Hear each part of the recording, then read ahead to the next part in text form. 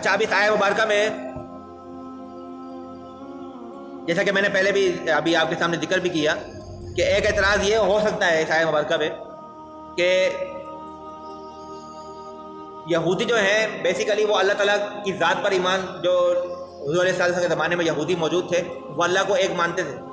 فرشتوں پر بھی ان کا ایمان تھا، آسمانی کتابوں کو بھی مانتے تھے، پہلے گزشتہ جو انبیاء گزر گئے موسیٰ عیسیٰ ان کو بھی مانتے تھے، قیامت کو، حشر نشر کو، حساب کتاب کو، ساری چیزوں کو وہ مانتے تھے۔ تو پھر وہ آیات کا انکار کرنے والے کیسے بن گئے جب وہ اتنی ساری چیزوں کو مانتے تھے؟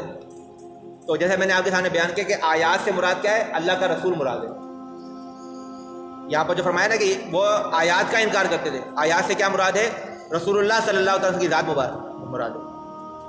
کیونکہ انہوں نے جو تورات میں، انجیل میں جو نشانیاں اللہ تعالیٰ نے اپنے پیارے حبیب کے بارے میں بتائیں، وہ آیاتیں جو تھیں ان کی تورات انجیل کی، ان کا انکار کر رہے ہیں نا۔ سورۃ البقرہ کے اندر اللہ تعالیٰ نے فرمایا کہ یہ لوگ آپ کو ایسے پہچانتے ہیں حبیب جیسے یہ اپنے باپ دادا کو پہچانتے ہیں کہ ہمارا باپ کون ہے، دادا کون ہے، ایسے پہچانتے ہیں آپ کو، لیکن بس ضد ہے ان کی، اس لیے آپ پر ایمان نہیں لاتے، صرف ضد کی وجہ سے ایمان نہیں لا رہے۔ کیوں؟ کہ بھائی بنو اسرائیل میں اتنے سال سے نبوت چل رہی ہے، یہ اب کہاں سے نبی آ گیا دوسری قوم کے اندر؟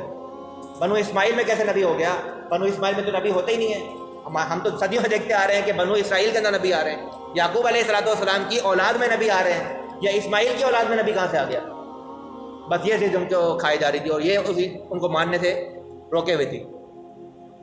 اس کا ذکر قرآن میں بہت ساری جگہوں پر آیا، تو اس کا انکار۔ اور دوسرا جو یہ آیت مبارکہ چونکہ حضور علیہ السلام کے زمانے میں موجود یہودیوں کے بارے میں نازل ہوئی ہے،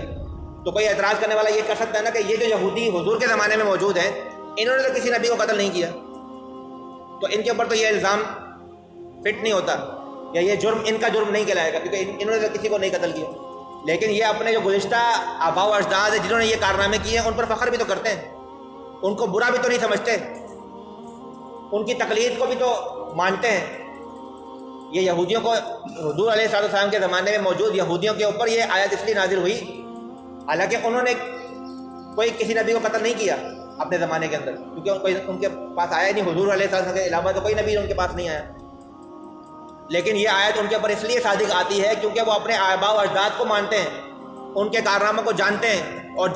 مانتے ہوئے بھی ان کی تقلید کو اچھا سمجھتے ہیں، ان کو برا نہیں کہتے کہ بھائی انہوں نے بڑے غلط کام کیے تھے ان کو چھوڑو، ہم ان کو نہیں مانتے، ہماری بات الگ ہے، یہ نہیں کہتے وہ لوگ، بلکہ ان کے اوپر فخر کرتے تھے کہ ہمارے آباء و اجداد نے ٹھیک کیے جو بھی کام کیے، اس لیے وہ اس لعنت اور ملامت اور اس جرم کے اندر شامل ہیں جو اللہ تعالیٰ نے اپنے پیارے نبی پر اس آیت مبارکہ میں بتایا۔ ٹھیک ہے، اور پھر ان لوگوں نے بھی کوئی کسر نہیں چھوڑی تھی، حضور علیہ السلام کی دشمنی میں کسر انہوں نے بھی کوئی نہیں چھوڑی۔ یہ واقعہ تو آپ نے شاید سنا ہوگا کہ خیبر کے مقام پر ایک یہودی عورت نے حضور کی دعوت کی تھی اور حضور کے کھانے کے اندر، گوشت کے اندر زہر ملا دیا تھا، اور پھر وہ گوشت کھانے کی وجہ سے ایک دو صحابہ کرام شہید بھی ہو گئے تھے، لیکن حضور علیہ السلام کی ذات پر اس زہر کا اثر نہیں ہوا، اللہ تعالیٰ نے حفاظت فرمائی۔ لیکن اس زہر کا اثر جو تھا اس کے بارے میں حضور علیہ السلام فرماتے ہیں، بخاری شریف میں یہ روایت موجود ہے، حضرت عائشہ رضی اللہ تعالی عنہا بیان فرماتی ہیں کہ جس مرض میں نبی اکرم صلی اللہ تعالی علیہ وسلم کی وفات ہوئی اس میں آپ صلی اللہ تعالی علیہ وسلم نے فرمایا، یعنی کہ اپنے آخری ایام میں آپ صلی اللہ علیہ وسلم نے فرمایا کہ اے عائشہ، میں ہمیشہ اس کھانے کے درد کو محسوس کرتا رہتا ہوں جو میں نے خیبر میں کھایا تھا، اور اب اس کے زہر کے اثر سے میرے قلب کی رگیں کٹ رہی ہیں۔ یعنی کہ حضور علیہ السلام نے اپنا دکھ اور درد اپنی زوجہ کے سامنے بیان فرمایا کہ 3 سال پہلے جو خیبر کے اندر 8 ہجری میں جو اس یہودی عورت نے ہمیں زہر آلود کھانا کھلایا تھا، اللہ تعالیٰ نے میری حفاظت فرمائی، جو مجھ سے کام لینا تھا، جو مجھ سے تبلیغ کا کام لینا تھا، اس کی بدولت اللہ نے مجھے محفوظ رکھا، مجھے کچھ نہیں ہوا، حالانکہ میرے چند صحابہ کرام شہید بھی ہو گئے اسی وقت، لیکن اللہ نے میرا جو فریضہ رکھا تھا وہ ابھی چونکہ مکمل نہیں ہوا تھا، تو اس لیے اللہ نے میری حفاظت رکھی، مجھے اس کا کوئی اثر نہیں ہونے دیا، لیکن آج بھی میں تکلیف محسوس کرتا ہوں اس کی، اور مجھے محسوس ہوتا ہے کہ شاید یہی وہ مرض ہے، یہی وہ تکلیف ہے جس کے اندر شاید میں اللہ تعالیٰ کی طرف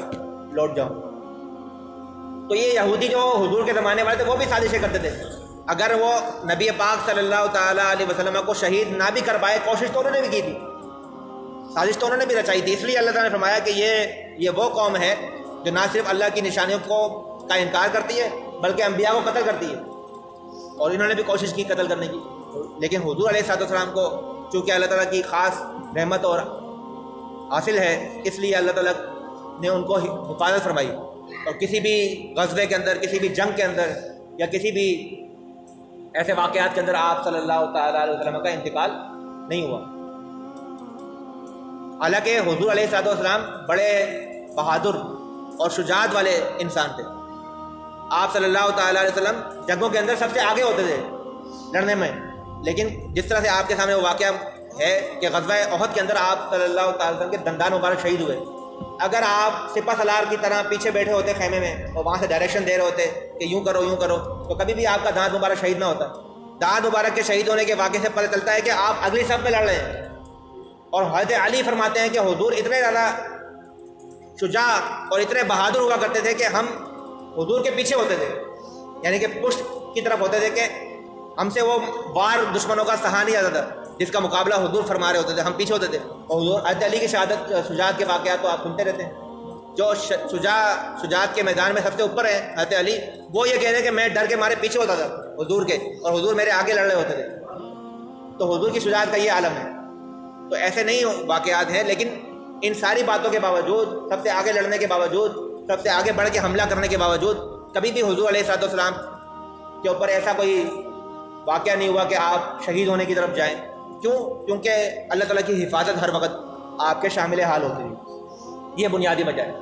وگرنہ جو حملہ غزوہ احد کے اندر خالد بن ولید جو اس ٹائم اسلام نہیں لائے تھے، انہوں نے جو پلٹ کے کیا تھا وہ اتنا شدید حملہ تھا کہ اس میں بچنے کے چانسز کم تھے، بہت سے صحابہ کرام شہید ہوئے، لیکن حضور علیہ السلام کو اللہ تعالیٰ نے محض اپنے فضل و کرم سے، کیونکہ آپ کا فریضہ جو تھا نبوت کا وہ ابھی باقی تھا، تو اس لیے آپ صلی اللہ علیہ وسلم کو اپنی حفاظت میں رکھا۔ تو یہ جرائم تھے یہودیوں کے، جو یہودی حضور علیہ السلام سے مناظرے کرتے تھے، مباحثے کرتے تھے، آپ کے بارے میں باتیں کیا کرتے تھے، ان کو چپ کرایا اللہ تعالیٰ نے کہ تم لوگ کون ہو؟ تم لوگ وہ ہو جو اللہ کی آیتوں کا انکار کرتے ہو، تمہاری کتابوں میں اس نبی کے بارے میں لکھا ہوا تم نہیں مان رہے، تم نے اپنے دور کے انبیاء کرام کو قتل کیا اور آج بھی اس نبی کو قتل کرنے کی سازشیں کرتے ہو، تم اپنا گریبان تو جھانکو، پھر آگے بات کرو۔ فبشرہم بعذاب علیم، تو پھر چونکہ وہ ان کاموں کے اوپر فخر محسوس کیا کرتے تھے، ان کاموں پہ ان کو ندامت نہیں تھی کہ جانتے بوجھتے اللہ کی آیت کا انکار کر رہے ہیں یا نبیوں کو قتل کر رہے ہیں اور اس کو اچھا سمجھ رہے ہیں، اچھا سمجھتے تھے، اس لیے اللہ نے فرمایا کہ اچھا سمجھتے ہو، چلو پھر خوشخبری ہے تمہیں۔ خوشخبری کس چیز کی ہے؟ دردناک عذاب کی۔ یہاں پر ویسے ہونا تو خوشخبری نہیں ہونا چاہیے تھا، ڈرونی بات ہے کہ کسی کے لیے دردناک عذاب کی بات کی جا رہی ہے، ڈرونی بات ہے، ڈرنے والی بات ہے، لیکن اللہ کا انداز کلام کیا ہے؟ فبشرہم بعذاب علیم، تو اے حبیب صلی اللہ علیہ وسلم بشرہم، ان کو بشارت دے دیجئے، ان کو خوشخبری سنا دیجئے دردناک عذاب کی۔ کیوں ایسا الفاظ کیوں استعمال فرمائے؟ کیونکہ وہ لوگ تو اس پہ فخر محسوس کر رہے ہیں کہ ہم نے بڑے کارنامے کیے ہیں، اپنے وقت کے نبیوں کو قتل کیا، بڑا کارنامہ ہے ہمارا، تو چلو تمہارا کارنامہ ہے، تمہیں بشارت ہو، تمہیں خوشخبری ہو کہ تمہیں اللہ کا دردناک عذاب تمہارے لیے تیار کر دیا گیا ہے جس کو تم چکھو گے۔ آیت نمبر 22، اولئک الذین حبطت اعمالہم فی الدنیا والآخرہ وما لہم من ناصرین۔ اب دیکھیں 21 نمبر آیت کے اندر 3 جرم بیان کیے، اللہ کی آیات کا انکار، نبیوں کو قتل کرنا اور مبلغین کو قتل کرنا۔ ان 3 جرموں کی 3 سزائیں۔ پہلی سزا فبشرہم بعذاب علیم، ان کو دردناک عذاب ملے گا۔ دوسری سزا اولئک الذین حبطت اعمالہم فی الدنیا والآخرہ، یہ دوسری سزا ہے۔ کیا ہے؟ اولئک الذین، یہی وہ لوگ ہیں، حبطت اعمالہم، جن کے اعمال برباد کر دیے گئے، فی الدنیا والآخرہ، جو دنیا میں کیے اور جو آخرت کے لیے کیے وہ سارے کے سارے برباد ہو گئے۔ ان کے یعنی کہ دنیا کی نیکیاں آخرت میں کام نہیں آئیں گی۔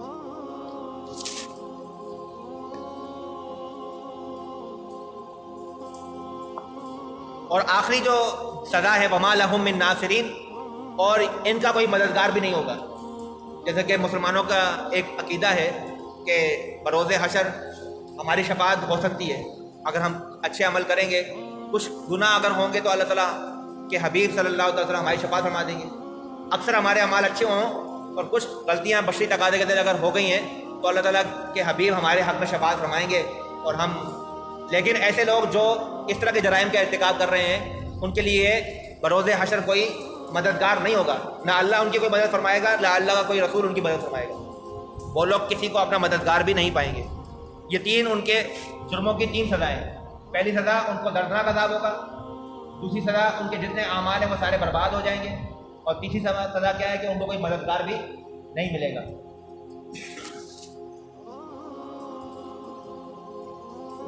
ان کے اعمال کا دنیا میں ضائع ہونا. اس کی تفصیل یہ ہے کہ اچھے کاموں کی دنیا میں کوئی تحسین نہیں ہوگی، کوئی شاباشی نہیں ملے گی. جہاد میں ان کو قتل کر دیا جائے گا. میدان جہاد میں ان کا جو مال ہاتھ آئے گا وہ مسلمان بطور مال غنیمت لوٹ لیں گے. جو میدان جنگ میں یہودی گرفتار ہوں گے ان کو غلام بنانا جائز ہوگا. یہ ان کی دنیا کی ناکامیاں بتا رہا ہے. اور آخرت میں اعمال ضائع ہونے کی تفصیل یہ ہے کہ آخرت میں ان کی نیکیوں پر ان کو کوئی ثواب اور اجر نہیں ملے گا. اور تیسری سزا یہ ہے کہ ہر قسم کی شفاعت سے محروم ہوں گے. شفاعت کبریٰ، شفاعت صغریٰ، کسی بھی قسم کی شفاعت ان کے حق میں قبول نہیں ہوگی.